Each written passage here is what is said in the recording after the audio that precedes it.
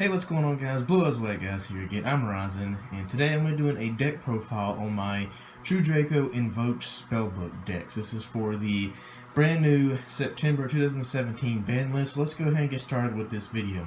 So as you can tell, I'll be doing this deck profile on the brand new Imperium Duelist 2-player Ghost Sisters cloth playmat. It's a very long name. So I just recently did a review on this, so go check that out. I'll link it in the description. Like, I just finished that up about 15 minutes ago. So let's go ahead and get started with this deck profile. So I decided to play this deck because, you know, with Diagram still being at 3, True Draco is still a very prominent deck in the meta. So it's, you know, it's super good, especially with any kind of engine along with it. It's super consistent and just a very, very good deck. So for the Draco engine, of course, I run the 2 Masterpiece still at 3, 2 Majesty Maiden, just to be able to search out your Masterpiece, and then the 1 Ignis Heat, because unfortunately it is limited to 1, but it is good going second, searches your spells out and such. And then I play the 1 True Draco Phoenix because this card is really good now. So you pop it with Diagram, and then you can search for any of your worm monsters. So you can search for like Masterpiece or any of your smaller ones. And then this card can actually be recycled. So if you use like Return to bring it back, you can actually pop it again because its effect doesn't have to happen if it's a tribute summon monster. So you can just keep doing this over and over again. This card is just super insane and really good. I thought about running more than 1, but I just testing out 1 right now. So that's actually it for the True Draco engine. And then I play, of course, since this is an evoked deck, I play the triple Alistair. Alistair searches out your invocation, diffusion summon, and you use him to fusion summon for any of your monsters, and then you can just keep recycling them through back into your hand. So he's a really good card. And then I play the 1 Spellbook, Magician of Prophecy. So this is for your Spellbook engine. I only play 1 of him because he is a normal summon. You know, you normal summon them searched out in your deck for your Spellbook secrets, and then your knowledge, and then you can just draw from there. And then I thought about playing more than 1 of this, and this is Gofu. So what you can do with Gofu is you special summon it, and this, you get your 2 tokens. This makes an instant Decode Talker. So you special summon it, get your 2 tokens, use the tokens for Proxy Dragon, and then you use Proxy Dragon and the actual Gofu monster to go into Decode Talker. So I do play Lynx in this deck. Thought about playing more Gofus just to get, you know, the Decode Talker and the Proxy Dragon out faster. But I only play 1 of each, so there's really, I don't know, I don't really want to see this more than once. So I don't know, I'm testing it out at 1. I could play more than 1. I haven't decided yet. And I don't play any defensive traps in this deck. I play mainly hand traps in this deck. So I play the 2 Ash Blossom, the 2 Ghost Ogre, and then the 1 Max C. So I really enjoy hand traps in the meta right now. And then you can also use these along with your Invoke monsters, so you can make like Purgatria with Ash Blossom, Mechaba with your Ghost Ogre, and then whatever the Earth one's name is, I can't pronounce it, with Max C. So hand traps are still really, really strong. None of them got hit. Max C still at 1. So hand traps are just extremely strong in the meta right now, and I would rather play hand traps over any kind of defensive trap like strikes or anything like that. I feel like they're more helpful. And that's actually it for the monster lineup for the deck. For spells, of course, you play the triple Diagram because it's still at 3 and it's insane.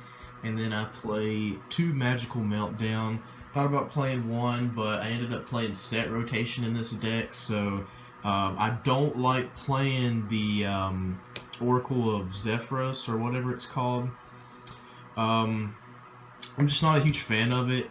And I don't want to have a Garnet in this deck, so drawing into that is just bricky. And I like being able to play more spells if I want to, because, you know, if I'm playing against something like True Draco or let's say ABC, set rotation forces my opponent to activate the Magical Meltdown to be able to play theirs. So, you know, it's just kind of helped me out. I usually just use set rotation just to search it out.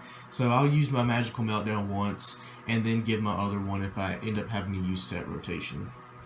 And then again, to search out for all these field spells, I play triple terraform because it didn't get hit. And then I play double set rotation. I don't know, I cut it down to 3 or to 2 from 3.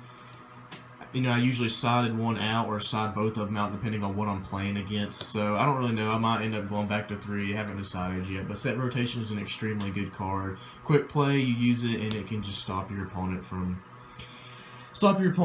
getting their field spells. Let's see. Play triple True Draco Heritage because, you know, it's good. And then True Draco Phoenix. So these cards are like what make the deck very, very consistent. You know, none of them got hit. I thought about maxing out on Disciples too, just to max out, you know, all of these. They're broken. I mean, they are just really good. Draw power, gives you extra tribute summon. These cards are just excellent. And then for the Invoked, I play the 2 Invocation. 3 is just way too bricky. You can keep recycling this. 2 is just so you can see it in your opening hand if you don't see like Alistair or something. Spellbook of Knowledge for the Spellbook engine, and then to search it for Spellbook of Secrets. I like this ratio. I don't like playing 3 and 2. I don't like playing 3 and then 2 of this. 2 and 2 is fine, especially when you have the blue boy in here just to search them out. Spellbook of Knowledge, just to draw 2. Very, very good card. And it's just excellent way to keep your deck very consistent. And then for the next draw power card, I play 2 Desires because it's Desires and it's always good. I round it off from the spells. For the traps, I play triple Apocalypse, and then unfortunately the 1 True King's Return because it did get limited. You know, they still do what you want them to do, which tribute summons on your opponent's turn. It's just that you can't keep recycling your monsters back. But I mean, you still have 3 Apocalypse, still a very good card. You know, cuts your opponent's monster's attack in half, and then you're still able to tribute summon on your opponent's turn. You can't play this deck around your opponent's turn like as much as you could, but you still can, and it's still a good deck. And Masterpiece is still at 3, and Diagram's still at 3, so it's still a threat, and it's still very prominent in the meta. So it actually rounds it off for the main deck. I believe I play 43 cards in the main deck. 42, 43. For the extra deck, of course, you play the double Mechaba, double Purgatrio, because Purgatrio is actually a really good card. Double of the Water, and double Wind. And then for the one of Invokes, I play the Dark, the Earth, and then the Elysium. So don't really go into this card much, but you can make it, and it's always nice to have in your deck.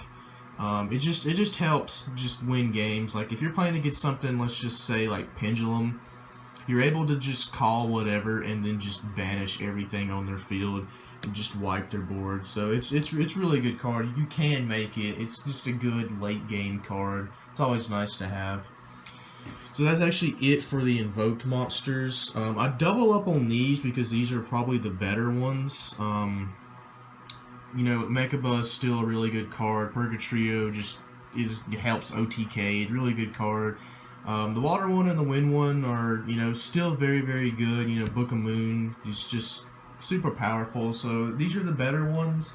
I feel like, you know, you need more than one of these. And then these can, I played cherries in the side deck, so any of these can also be cherry targets too if you're playing against a mirror match. So that's really cool. So that is it for the invoked part of the deck. For the rest of the extra deck, these two are cherry targets, so ABC and Crystal Wing.